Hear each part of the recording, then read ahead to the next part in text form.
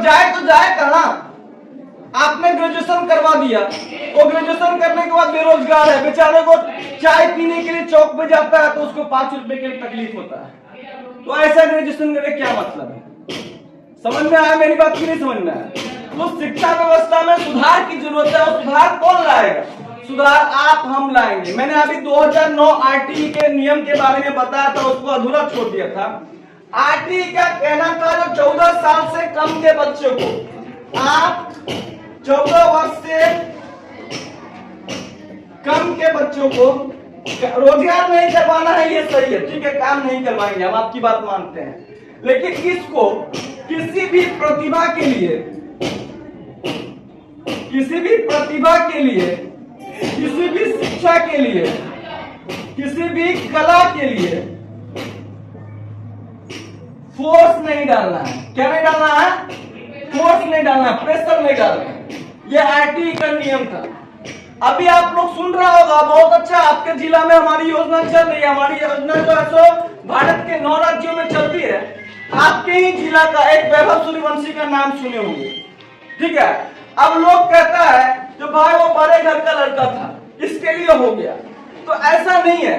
वो बड़े घर का लड़का था या छोटे घर का लड़का था, वो XYZ जो भी चीज है वो अपनी जगह पे है। लेकिन कहने का मतलब क्या है, उसकी आयु कितनी थी?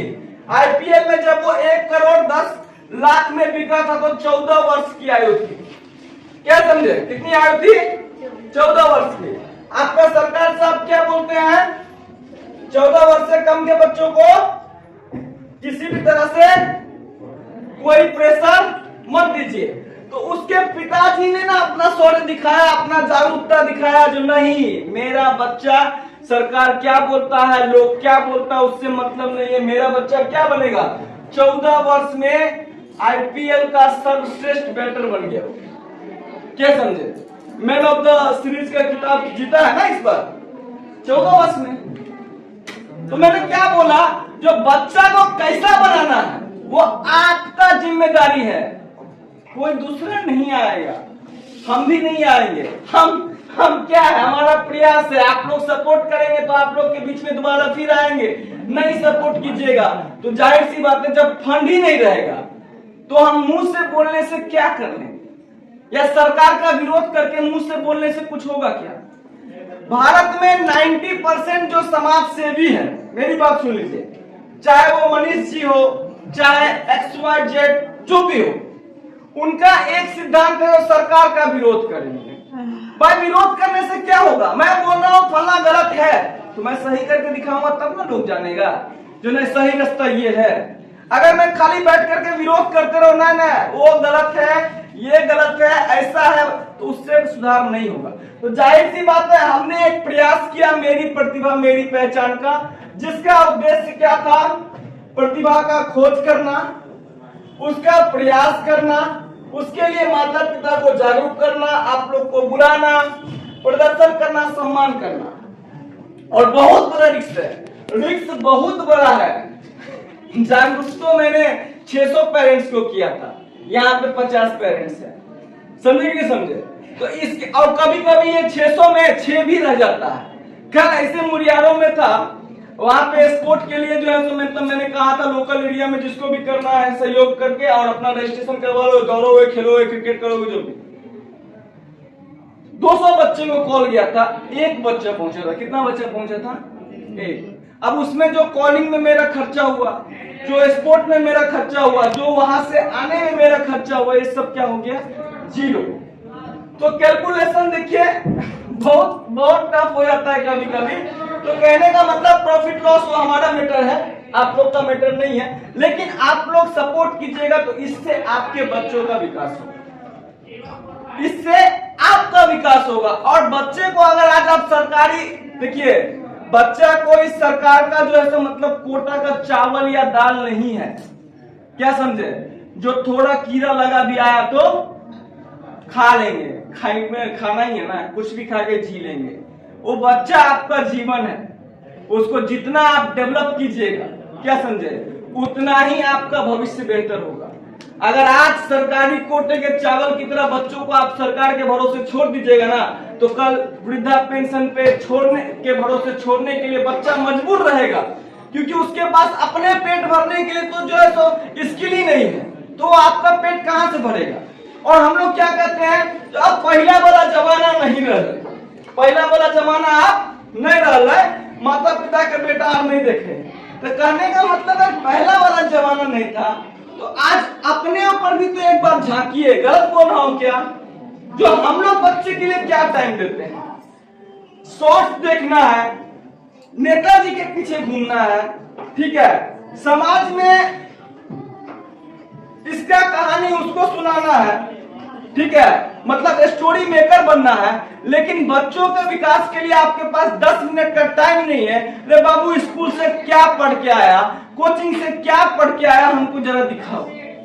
अगर आप इसका शेड्यूल बना दीजिएगा ना, मान लीजिए जो कोई माता पिता जो है तो मूर्खी है, ऐसा तो है नहीं, ठीक है, साक्षर तो सब है, लेकिन कोई माता पिता एक दो जो है तो थोड़ा कम पढ़े लिखे हैं, लेकिन आप उसके माइंड में अपना भय बना सकते हैं।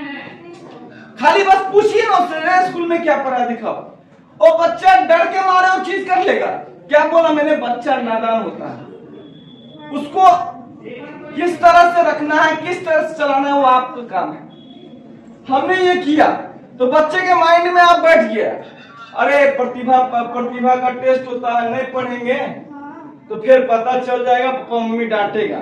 अब देखिएगा किसी बच्चा को सम्मान हो रहा है तो बच्चा उस चीज तुरंत करेगा, अरे हम भी पढ़ेंगे, 2 घंटा पढ़ना है, 4 घंटा हम पढ़ेंगे, क्या समझे।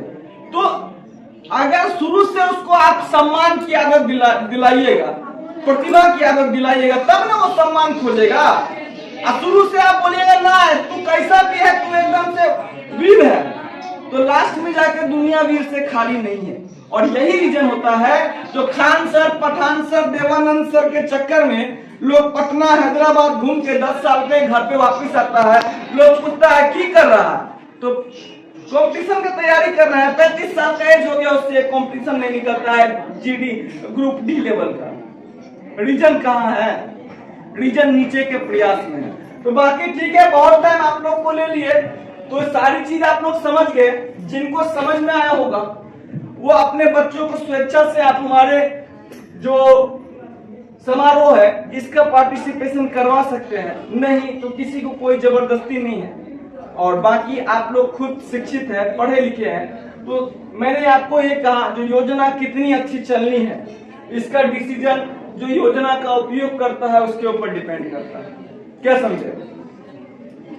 रोड कितना अच्छा बनता है, आप जाके देखिए, जो पुल टूटा है ना उसका बजट कितना था, क्या समझे, उसका लोगों का लाभ कितना था। और वो मुझे लगा जो उद्घाटन के दिन ही पुल शायद 1-2 जगह गिर गया, क्या समझे।